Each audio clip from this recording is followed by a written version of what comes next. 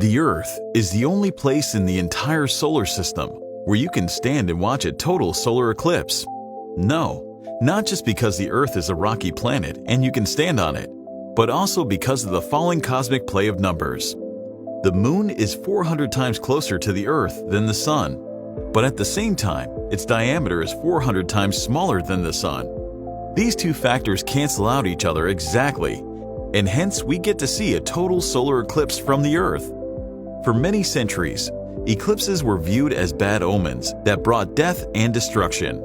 But for scientists, solar eclipses have proven to be good friends.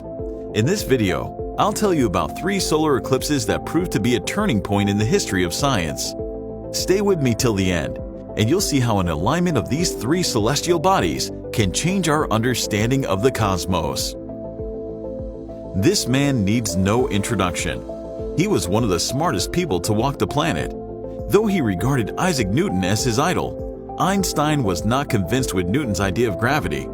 Einstein spent a decade formulating his theory of general relativity that describes gravity as a curvature in space-time. It gave an unexpected twist to Newton's perception of gravity and was one of the most revolutionary works of the early 20th century. But no matter how magnificent a theory is, it is still just a theory unless experiments verify it.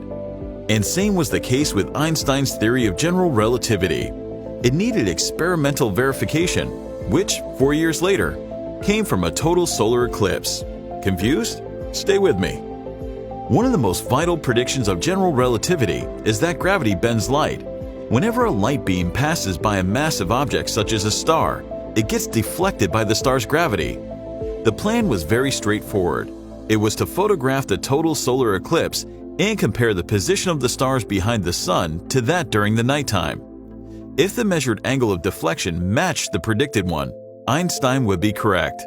The first attempt to photograph the eclipse was made in 1914, but because of World War I, the team of astronomers could not capture the eclipse.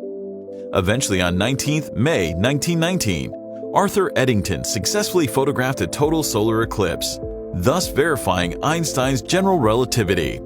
But this isn't the only remarkable breakthrough associated with a total solar eclipse. When the Moon covers the entire solar disk during an eclipse, a bright aura is seen around the Moon as shown. This aura baffled astronomers for many years.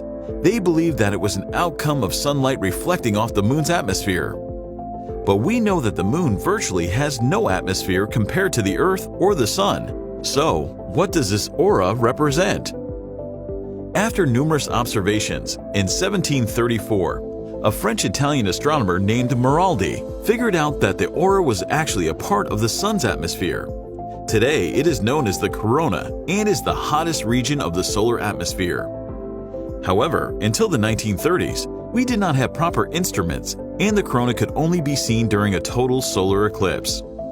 The Moon passing in front of the Sun blocked its glaring light, thereby making it safe to look at it.